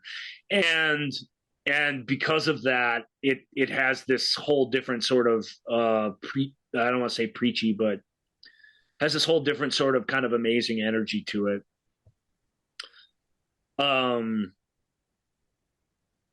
I don't know how to explain it. It's really, really smart satire about a really crazy, absurd situation. It's about a really self-involved and sort of awful family, and yet the film, because it plays fair with us, still advocates for them in a way that it doesn't just make them. It's not like, in that way, it's not like Triangle of Sadness. It's not even like the HBO show I mentioned earlier. It really doesn't want you to judge these people for who they are. It wants you to recognize how wrong-headed their lack of perspective about the world is. And it isn't just them. It's the people they come in contact with. There's this wide range of spectrum of willful ignorance and bureaucratic stupidity that they encounter, and sometimes they recognize it for what it is, and sometimes they're the cause of it themselves, and everything in between. It's really, really smart. It has a really, really fun musical number at the end of it. It is a really, really good takedown of what a actual disaster movie would feel like if we were living through it. It has that weirdness and that incompetence to it, that we don't know what the hell's going on. We're so used to spending movies like that with the people at the computer screens who know what the hell they're doing and know how to save the world, or at least how to survive the disaster. And this film has none of that, we're not even really super sure what it was when it's over. And when it's over, the movie hasn't really resolved any of its issues, which is strange. So structurally, it's always keeping you on your toes. It's expertly made, it's brilliantly acted. It's super funny at times, but your threshold for humor has to be stuff that's pretty smart and witty, stuff that's in the writing and the wording. That's where all the magic is sort of happening here. I would imagine it's a very, very smart and clever book. And I loved White Noise. It's not going to be for everybody. I appreciate that. You're right to hate it, but but I loved it. I felt many times during it, I felt like I was being called out in it. And that, I think that's fair, and I think it made me want to think about maybe some of those things. So that's cool, because nobody makes more white noise than me. I can tell you that. Let's move on to Sarah Polley's film, written and directed, starring Rooney Mara, Claire Foy, Jessie Buckley, Frances McDormand. Sheila McCarthy, Judith Ivey, Emily, women talking. Read the premise. It is do nothing, stay and fight, or leave. In 2010, the women of an isolated religious community grapple with reconciling a brutal reality with their faith. It's based on a true story that happened in a colony in Bolivia. This isn't Bolivian. It feels very Amish, sort of. What's the term? There's other Mennonite. Yeah, it feels like that sort of society. It takes place around, we think, 2001. I think they're doing a census. Well, it says 2010. Oh, 2010. So in our recent history. Yeah, census. So, okay. Yeah, census. But anyway, they're part of a throwback culture and a deeply religious and superstitious culture. And that premise was careful not to do this. So if you don't want to know what women talking is really about, that's cool. Give yourself 15 seconds here, and I'm gonna tell you what it's really about. So many of the men of this community are breaking into the living quarters of the women and using cattle tranquilizer, are knocking them out while they sleep at night and sexually assaulting them. And assaulting them in other ways as well. And when the women find this out, the voiceover kind of right at the beginning of the movie says they do everything. They call the police and everything, but the men in this culture bail the perpetrators out, and as part of their religious beliefs, believe the only way to enter the kingdom of heaven is through forgiveness. That's a pretty large tenet of the Bible as we know it. So that's worth attacking what that means. They're meeting sort of in secret. It's mostly that they're not really being very secretive about it, but it's mostly that they're so marginalized in the society that their meeting isn't have any meaning or is any threat to anybody. The one male character that we get to know slightly in the film, played by Ben Whishaw, showed up to be the notary of the film, not to get involved, but to take down notes for them and whatever. His mother was banished from the society for questioning too much. The questioner in the group is played by Rooney Mara really, really well. Her and this guy have a pretty deep connection because they do see things the same way and they do want to see changes. Claire Foy is a spark plug of a performer in this. Claire Foy is so good. She's angry. She's really, really angry. But it's Jessie Buckley, a never better Jessie Buckley, and she's always really, really good. That just amazed me in this film. And Sarah Polley is such a good writer, and she is such a good director and such a master storyteller.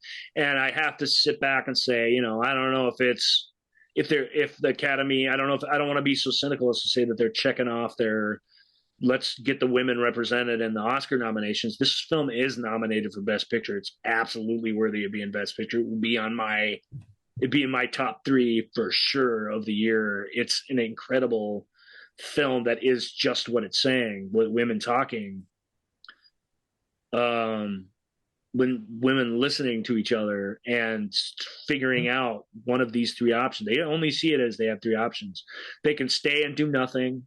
They can leave the colony, or they can stay in the colony and fight for change and differences, because there's simply too many of them that cannot forgive this transgression. They feel incapable of being able to do that.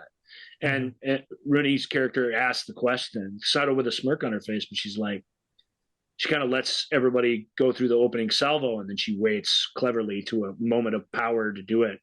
It's almost like she's been to some seminars, and quietly says, what is forgiveness? We can't just forgive if we're not really forgiving. We have to understand what that is before we choose before we choose either the last thing or the first thing. Yeah. It has to actually be forgiveness, or it's meaningless. And so these are big concepts, and they're big ideas, and the slight against these women and the crime against them is very, very real. And it has a lot of metaphorical value in our own world, but just taken in its own terms, it plays in a completely legit and dramatically as powerful a fashion as you could possibly imagine.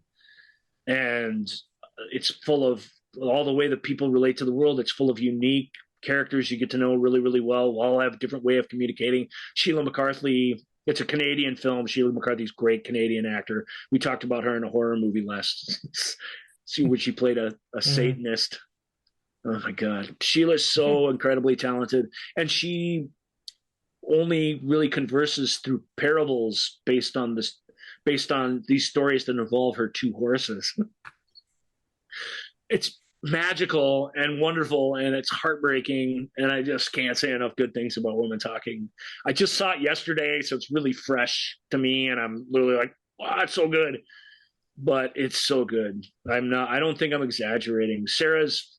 I've seen everything she's done. Her debut about a woman with Alzheimer's who's forgotten who she is in the present day, falling in love with a person who also has Alzheimer's, and the pain of having to deal with that, and the true love that goes into accepting that by her real life husband, who's trying to care for her and still loves her. It's one of the most heart-wrenching things that I've ever seen, and it came from her voice, and it's stunning. And this is unthinkable what these women are going through and how they're trying to cope with this. But it evaluates it in any way good storytelling should. And I guess you can see whose side I'm on. I have a real bias against things that are about something. Right. That sounds like yay me. That's why I'm so much better than all y'all, because I'm all like Cocaine Bear sucks and women talking is awesome. The reality is we can have all these things, but there's things we celebrate, we just need to be careful. The things we celebrate should be these things that really do the hard work and try the hard things. As Everything Everywhere All at Once is in that category, and it's still a big, broad entertainment. Some things just aren't. Or to put it more simply, the time has more than come for you to ask yourself what your entertainment, what part of you it's appealing to. Ask yourself that. I can tell you that there is not a moment wasted by anybody who comes to Woman Talking. They get it all. They get it all. They get everything, and they get a story that's part of the reviewing that I usually leave behind. They get that rare story that's worth telling. There's nothing better than that when it clicks. Oh, well, very cool. I look forward to seeing that one. Next up is Armageddon Time. A deeply personal coming-of-age story about the strength of a family and the generational pursuit of the American dream. Two really noted biopics by a couple of noted filmmakers, but one who's a stratospheric all-time great filmmaker, and one who's still sort of hiding in the shadows a little bit. That's James Gray, who wrote and directed Armageddon Time, about his real experiences as a youth growing up in, I want to say, the 60s-ish, late 60s. Feels like that. And the complications with his family. It's got crazy good performances by Jeremy Strong, Anne Hathaway, Anthony Hopkins, and definitely the kids involved in the story are really, really incredible. A lot of people were complaining about this, but I don't know if they're smart people or not. Maybe I'm the stupid person. It's not a fun story, you know. I don't. We start to think a filmmaker examining their own life in this sort of pseudo tragic way is a pretentious and self-involved thing, and of course it is. But I loved it. This kid he had a unique experience. I think the story is worth telling. It's subtle, and it's sad, but it still has hope in it, and these anecdotes just totally ring true. We'll talk about another movie that is very much the same as this one. They're very, very similar. It's coming up, and I got to pick up the pace here so that I can actually fit all these in.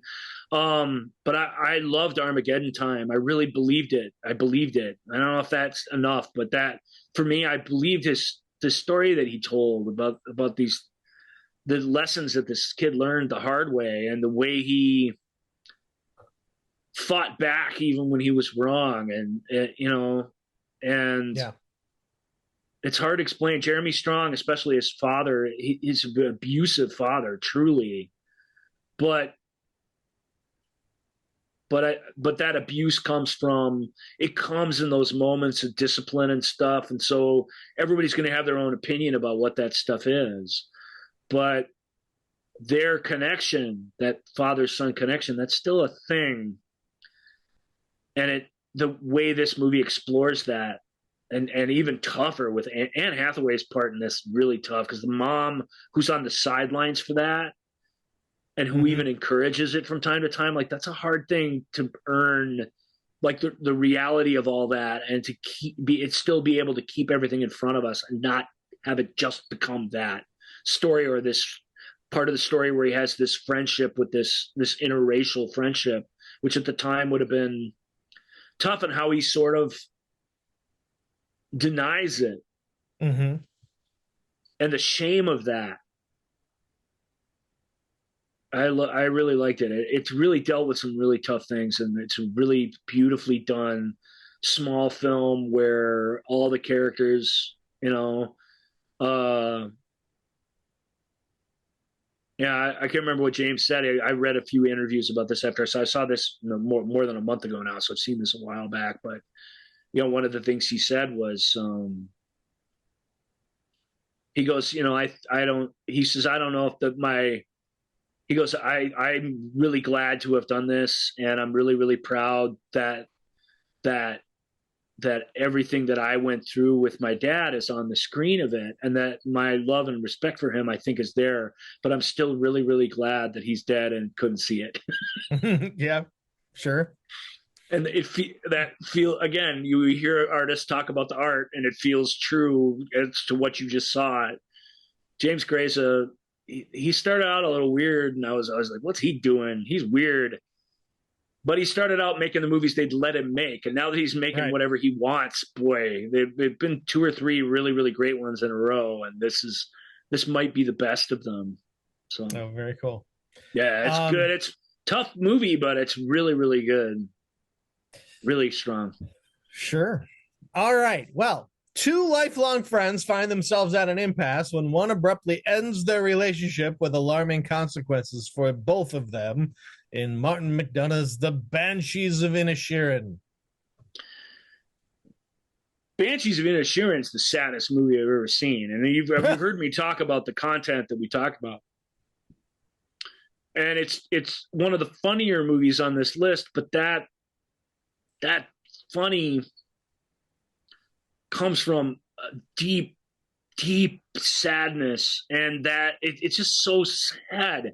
It just is horrendous. It's these 2 characters get on this unstoppable, and it's the it's the senselessness of the tragedy that makes it so sad. And yet they're both pretty good at articulating why they're digging their heels in the way they can. Or at least Colin Farrell in particular is really, really good at demonstrating why it's impossible for him to allow this friendship to be just dissolved. Even though he goes through every sort of stage of mourning that you can, he's incapable of letting it go. That's something that's really, really relatable. Less relatable, I think, is Brendan Gleeson, who has to play a guy who, for reasons that he is clever enough to state repeatedly and then demonstrate the conviction of repeatedly, why this can no longer go on, or why this has become the symbol for his unwillingness to deal with the things in life that take from its meaning. That's so if you're ever out there on the internet and you're reading those memes saying, if they don't contribute to your bliss, just wipe them out of your life, or if they don't blah, blah, blah, blah, blah, or if you're not super happy all the time, 100% of the time, then you're blah, blah, blah, or you need to self-love before you can love somebody else. All the little things, little flowers in the corners of the frames that are telling you to abandon the things in your life that cause you difficulty, do not respect or acknowledge in any way the complexity of life and the complexity of human emotions and the complexity of the human heart. They ignore them, and they give you these, it sounds right. Well, if I feel terrible or this person makes me feel bad, I should probably get away from them. I think there's certainly times when you do that, but I think it's a life philosophy that has real consequences that you should at least, think some about before you make those sort of moves. And this film shows you that it isn't, it shows you in a crazy way. This is a hard movie to take literally. I almost don't think you can, in fact. Yeah. And it's completely breaks the mold of Martin's previous three films, Three Billboards, and they all have numbers in them. Thanks, dude. That's my favorite thing. However, Seven Psychopaths, say, maybe I'm getting the numbers wrong. I'm pretty sure I got the Billboard numbers right. And then the other film, brilliant film that these two actors appeared in Bruges. Those films are all bait and switches. They start out as one thing, and by the time they're over, they are totally something different. And he loves that. He explores the conventional story and then goes way beyond what that would normally be. And he's done it brilliantly in all three movies. This film is more, if to compare it to a Shakespeare play, it's more like King Lear. Lear comes out in the opening scene and says he does everything wrong that he's going to do. He sets everything horrible in motion, and there's no going back from there. It happens right away, and you're just trapped until the bitter end, and it is extremely bitter and sad. And yet you will laugh out loud in it. It is really clever, well written, well everything really, but it's don't it's not a lark. There's real sadness here. That's what you should be engaging with. And I hope that people do that, because it's one of the best movies of the year, no question. He's Martin McDonagh, holy smokes. He's a playwright, you can tell, but he's really, really good at making movies. Thank God. Yeah. All right, let's move on to The Fabelmans.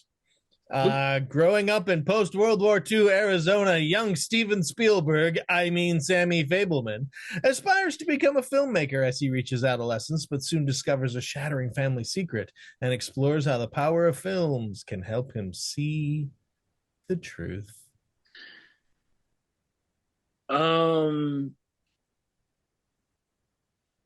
It's neat. It's really, really neat to see somebody open up their story to us, because everything in this film happened according to Spielberg. he started with the conceit and sort of keeping it to himself that, it was kind of autobiographical, but whatever, it's fictionalized or whatever. And they apparently the actors involved in such kept asking him, did this really happen? And he was like, yeah, this happened. And apparently the answer was always, yes, this happened. So this is a guy who's been grappling with all the stuff that happens in this movie and every movie we've seen by him up until this point. And yet it's told by the storyteller himself in his own unique cinematic style. And that's just that alone is kind of makes an amazing thing. Spielberg, you could say, thinks it pretty much worked out for him. Yeah. He's top guy at the top of his game. Yep. He's really super rich, and his kids are never going to need money ever because he's made some of the most enduring bits of movie making that there is and that there will ever be in the history of movies. So that's got to feel good at some point. And I'm not saying you should rest on your laurels or whatever. The Terminal was still really shitty, but mostly he makes only good movies, and even when he makes bad ones, they're really well made. And we've celebrated him because of the E.T. and the Indiana Jones and the Close Encounters and the Jurassic Park. Now he's part of that. All through all these things that are iconic through time, and a huge part of our development as people, and we get to see what were the huge parts of his development in this film, which is really delightful. But what you really see is a scared kid with a lot of anger and no real outlet with which to express it. And a lot of, as the film goes on to demonstrate, a lot of misplaced anger ultimately. All those single moms in those early Spielberg movies. And when he was making those, as we learn when we watch this, he didn't know. He knew why he was doing it, but he didn't know the why of why he was doing it. A storyteller, an actor, we talked a lot about this on the play that I just worked on. A character knows what he knows, and he knows what he knows he knows. And you really can it's what what's what they know that they act on, you know what I mean? And the other part of it, it's there, and you have to do the work of finding what it is, and you've got to have a reason for everything, but you also got to be able to articulate that the guy doesn't understand that part of this is compulsion, part of this is just comes from some place that the person's not willing to confront or not willing to deal with. And this film's full of both of those things in a really, really magic way. I'm annoyed by Spielberg because I think he would be annoyed by me, because I would be annoying if I was in his presence. You know what I mean? He's not my friend, and yet I feel this deep connection to him, and that pisses me off. That's not an equal relationship. Right. It's it's hard to explain, but that's not an equal relationship, like of any kind. It wouldn't even be one momentarily, however much I would like to fantasize about that it would be. And he doesn't know dick about my life, even though he's influenced it immeasurably. Right. And I feel now like I've never known more about his life. That's weird, but it's magical when it happens on screen. Paul Dano's extraordinarily good in this film. Michelle Williams, who's always good, is really, really good. This is one of Seth Rogen's good performances. He got another one. That's two, buddy. Keep up the good work. You can do it. Yeah. You can do it. It's clear. It's clear. I'll be ripping on some other people in the future, some of whom are great, others who are not so great, and everything in between. But when I really get mad at you and stay mad at you is because you can do it. Just do more of that. Right. Bring some of that professionalism when you've got Spielberg looking through the lens at you to the dumb movies that you do. That's cool, but see maybe if that doesn't get you a more richer, nuanced thing that has more meaning for us. And maybe even a dumb, comedy could benefit from that. your that horrible president movie that you did, man, that certainly could have benefited from some of that. That could have been good, and it wasn't because you guys were all lazy about it. That's simple as that. You had enough laughs in the bag, so you didn't need to give us anything else, and as a result, we got nothing else. Completely empty calories. Yeah. But Fabelman's isn't anything like that at all. Seth can't bring it down. He's fantastic in it, in fact, and what's a pretty hard role. I was really, really impressed with it, and I'm glad I watched it. And if the closing scene in it is one of the most delightful things that I've ever seen in film, I would reenact it for you here if I could, but it would be cruel to rob you of it. So go check it out. Check it out and understand that what you're seeing really is the artist is openly grappling with these things in front of your eyes. And it really is revelatory. If you think about what you've seen in his films, and then you see what he knows now that he knew but didn't know he knew then, it's magical. Fabelman's a fantastic film. Cool. All right, wrapping it up here with Tar. Read the premise of Tar, please. Lydia Tar. It's just fun to just go Tar. Set in the international world of Western classical music, the film centers on Lydia Tar, widely considered one of the greatest living composer-conductors and the very first female director of a major German orchestra. Directed and written by Todd Field, Cate Blanchett is Tar. Todd Field is an absolute genius. I'm just going to say that. I don't know what his agenda is. I don't really care if he's going to make movies that are this good.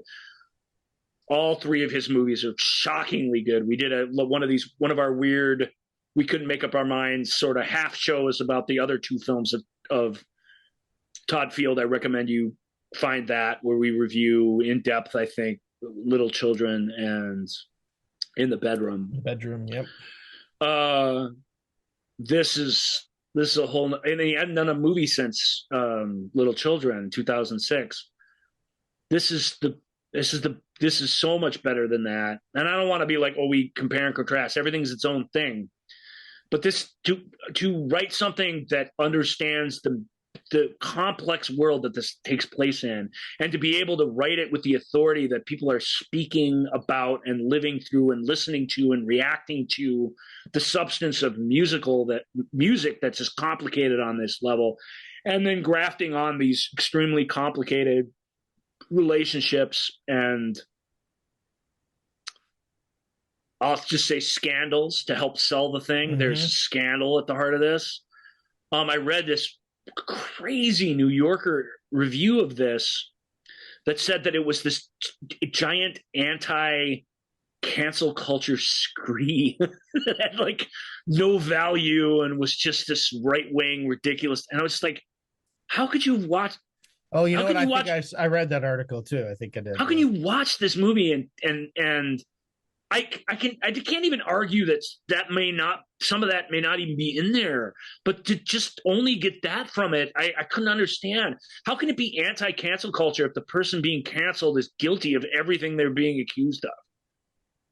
I don't think that's what it is at all. I think the thing that we forget as a mob about canceling people, right or wrong, is that life goes on for everybody when we've moved on to whatever our next thing to be outraged about is. Right or wrong. Sometimes it's right to be outraged about something, you know what I mean? And to attack it in an organized way. It's not always wrong.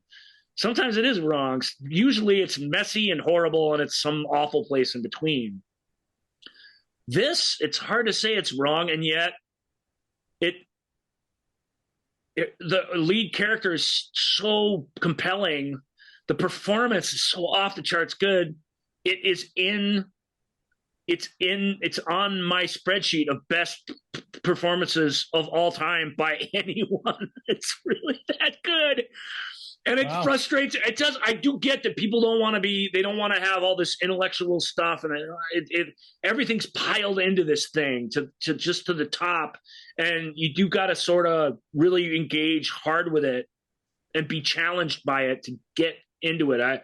That's not going to be for everybody. It's not escapist entertainment by any means, but it's still damn entertaining when it's operating on all levels, when these super smart people are all debating stuff, or when even watching them lie to each other is compelling.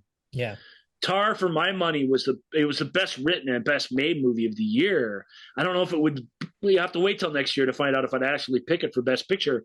It's not a movie that it's even fair to just give it a month or so to think about it. It's just it's just incredible filmmaking. I just don't know how to say it any other way. It's the peek into a unique world and the authority with which they are able to do that, let alone the plot mechanisms that get us from place to place. It's darn near perfect in that way. And if it does come from some pro-fascist, anti-cancel culture, right-wing nut job, then I'm sorry. Good. That's that. I've seen those people's other movies, and they're terrible. I'm not reading his mind, and I'm not going to categorize him like that. I don't know that about him at all, but I don't see that in the art. I see somebody way more thoughtful and nuanced than that. And I see a world full of art where we're demanding it be less thoughtful and less nuanced all the time, less complicated, so that it's easy for us to take a side. And I sympathize with that. Sometimes we're compelled to take sides, but we shouldn't just be so eager to do it all the time at every step of the way.